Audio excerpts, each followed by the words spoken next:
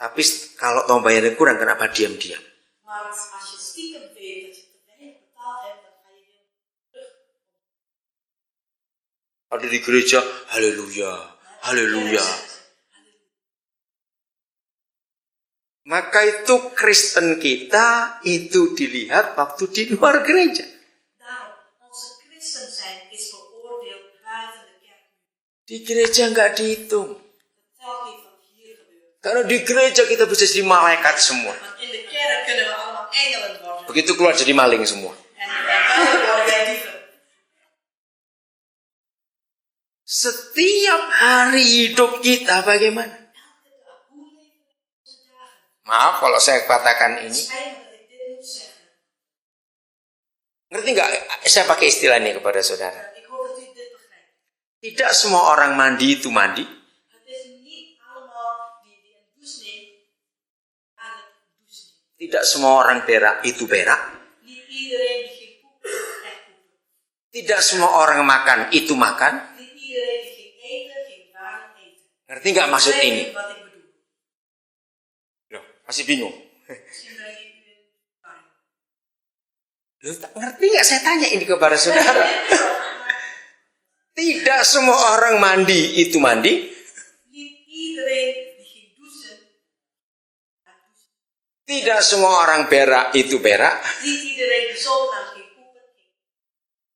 Tidak semua orang makan itu makan. En ook niet iedereen die ging eten, ging waren eten. Nggak ngerti juga? Begrijp je dit niet?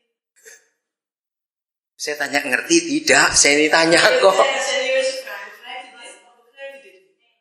Nggak ngerti, kasihan. Oke, saya terangkan Oké, ik nanti. zal het uitleggen. Berapa banyak kita lagi berak mikir bunuh orang? Velen van ons zitten op de Jo. closet van onze wc en denken wij om die persoon die wij gehaat hebben, om die te vermoorden. Lu ya atau tidak? Coba Klopt bayar. het of niet? Berapa kali kita makan Hoeveel keren eten wij sambil makan ini, terwijl we eten, tapi kita bunuh orang? vermoorden wij eigenlijk een persoon. Mungkin saudara bingung. Misschien Bunuh bagaimana? Nah, karena belum kenal Papa. Ya, Papa buka sekarang Alkitab saudara. opent die Bijbel. 1 Yohanes 3:15. 1 Johannes 3, vers 15. Jadi malam ini kita akan panggil tentara surga untuk nangkap kita semua. Dus vanavond roepen wij eigenlijk de hemelse legerscharen om ons eigenlijk te pakken. Karena banyak pembunuh di sini. Want hier lopen veel moordenaars rond. Udah 1 Yohanes 3:15. 1 Johannes 3, vers 15. Termasuk suami istri. Het is ook mannen en vrouwen, echtgenoten en leven. Silakan dibaca ayat itu. En ieder die zijn broeder haat, is een mensenmoorder. En gij weet dat geen mensenmoorder eeuwig leven blijven in zich heeft. Amin atau aman. Amen. Of, Jadi bagi Papa di surga, dus in de ogen van onze papa in de hemel, seorang pembunuh manusia itu tidak harus menghilangkan nyawa orang. een mensenmoorder hoeft niet altijd letterlijk het leven beroofd. Buat Papa, membunuh orang itu kayak apa? Voor onze papa, wat betekent moorden? Jawab. Baru baca kok saya tanya diam saja. Gelezen. Ya, bagaimana buat Papa di surga orang membunuh orang itu? Wat valt in het begrip van onze papa wat betreft mensenmoorden? Membenci saudaranya. Haatdrager zijn. Dan para pembunuh manusia tidak apa? Baca, tidak apa? Geen mensenmoorden eeuwig leven. Jadi jangan kaget kalau nanti di neraka ada pendeta, ada pemain musik, ada guru sekolah minggu, ada orang Kristen yang aktif masuk neraka. Dus wees niet geschrokken als er in de hel dan zoveel dominees, zoveel worship leaders, zoveel bedieners van de kerk ook terechtgekomen zijn. Kenapa yuk? Waarom? Nah, itu dia. Ze haten. Mungkin saudara berkata gini, saya itu gak benci, betul saya gak benci. Misschien zeg je zo, nee, ik haat die persoon echt niet hoor. Ik haat hem niet. Tapi saya tuh gak mau ketemu. Maar ik wil Sama saja goblok. Dat is precies hetzelfde. Maka itu kita harus jujur pada diri kita sendiri. Daarom moeten we eerlijk zijn tegenover onszelf. Ayo, siapa yang belum mengampuni istrinya atau suaminya? Wie heeft eigen vrouw of eigen man nog niet vergeven? Dia adalah pembunuh manusia. Die is een mensenmoordenaar. Inilah hukum surga yang luar biasa. Dit zijn de hemelse wetten, zo buitengewoon waar. Maka itu kenali Bapa, saudara. Dus daarom ken je papa. Supaya kita bisa menyenangkan hatinya. Zodat wij zijn hart. Jadi jangan menyuap Tuhan dengan aktivitas kita. Dus probeer God niet om te. Di gereja kita bisa bersandiwara. In de kerk kunnen wij ware toneel spelen.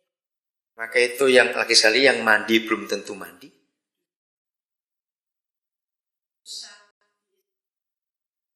Tidak semua orang mandi itu mandi. Tidak semua orang berak itu berak. Niet iedereen die ging aan. Tidak semua orang makan itu makan. En niet iedereen. Betul? Masih ingat hukum perzinan? Kijk naar de wetten van de wijn. Masih ingat nggak Yesus ngomong apa? Wat zegt Jezus hierop? Buat Tuhan Yesus berzina nggak harus tidur dengan orang atau nyentuh orang, tidak. Voor Jezus betekent dat niet dat je echt waarlijk met die persoon slaapt. Hanya mikir, saudara. Je hebt te denken daarover. Karena kita ngelihat seseorang. Omdat we iemand anders zien. Ayo, lebih baik kita buta semua supaya aman.